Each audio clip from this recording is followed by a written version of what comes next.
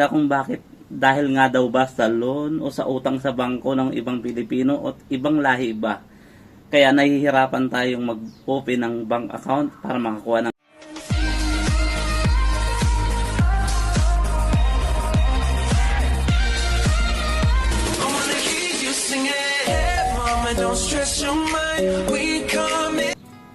Hi guys! So matagal tayong nawala sa ating vlog, medyo matagal-tagal, mga isang linggong wala ang di ko kayo nakausap. So mahalaga ang topic natin ngayon, lalong-lalo sa mga paparating papuntang Poland at sa mga bago pa lang sa aking channel, maigihing mag-subscribe at samahan mo ng like para naman maging updated ka sa mga videong gagawin ko. Kung nakasubscribe ka na, i-click mo yung notification bell button para lahat ng impormasyon na ibibigay ko sa inyo ay napakahalaga about Poland lang. Ako si Arjen Martinez, ang patuloy na nagbibigay sa inyo ng napakahalagang impormasyon. So chill tayo guys. Marami ang nagtatanong hanggang sa comment section dati, hanggang ngayon sa Messenger. At alam ko na i-vlog na rin to ng iba diyang vlogger dito sa Poland. So nagtatanong sila kung bakit, dahil nga daw ba sa loan o sa utang sa bangko ng ibang Pilipino o ibang lahi ba. Kaya nahihirapan tayong mag-open ng bank account para makakuha ng ATM at para doon pumasok yung ating salary. Dito kasi guys sa Poland, pag yung sahod mo, pag legal kang nagtatrabaho dito, talagang hindi sila pumapayag ng under the table yung sahod. Talagang dapat idaan mo sa ATM mo. Yun, balik tayo sa topic, parang napunta sa sahod So, yun nga guys, totoo kaya yun na yung mga Pilipino naglulon tapos magra-run away dahil daw ba doon kung bakit tayo nahihirapan makakuha ng ATM o bank account dito sa Poland.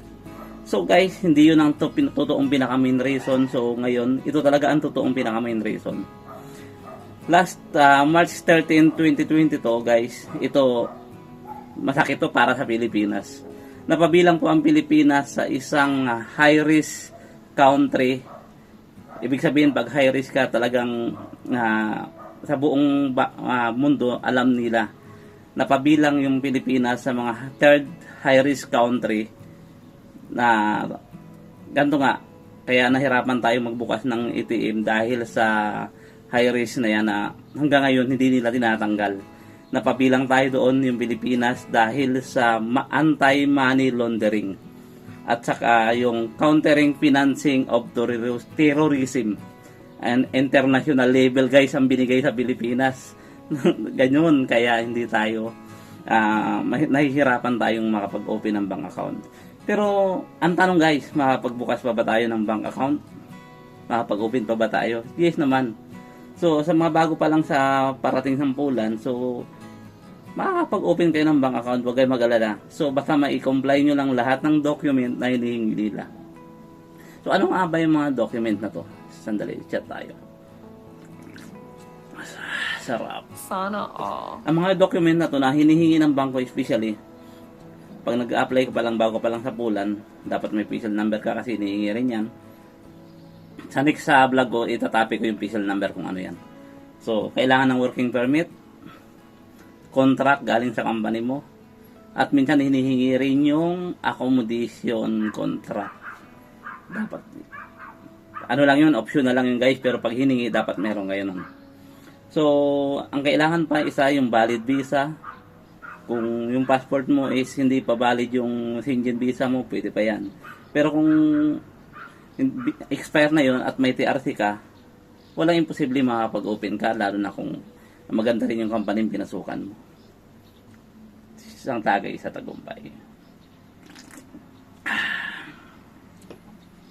So, gayon guys. So, napakasakit ng kinasadlakan ng Pilipinas. Isang mahirap na country tapos mapapabilang dyan sa high risk laundering na yan, high risk money laundering and counting terrorism, financing of terrorism. Ibig sabihin nagpipinance sila ng mga terorista. International level guys ang binigay.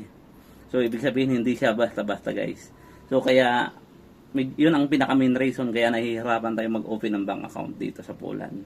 Hindi po dahil sa mga utang ng Pilipino o ng ibang lahi pa na hindi nagbayad ng pinagkautang nila sa bangko, ng loan. Dito kay guys sa Pulan, pwede tayo mag-loan. Especially kung naka-umuba o pratsa katulad namin. Ibig sabihin pala na, natapik ko na rin guys yung umuba o pratsa at saka yung employment contract po yun.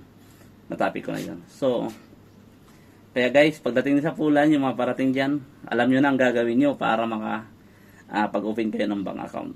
So, hindi totoo yun na dahil sa loan ng mga Pilipinong, mga kababayan natin. Masakit mang isipin kasi guys, may mga Pilipinong utang, takas, hindi ko nilalahat pero realidad ng buhay na pag nakapag-loan ng malaki sa ibang bansa, umaalis ang Pulan, for example, sa Pulan. So, hindi ko nilalahat, may ibang ganun. Pero lahat naman tayo matino. Sarap. Kung napapansin nyo guys, yung view ko maganda pa rin. Ito yung pinaka gusto ko dito sa bahay na to eh. Yan. Pag nagpapahinga ka, chill ka lang. Yan. Maganda yung paligid mo. So wala kang stress sa buhay.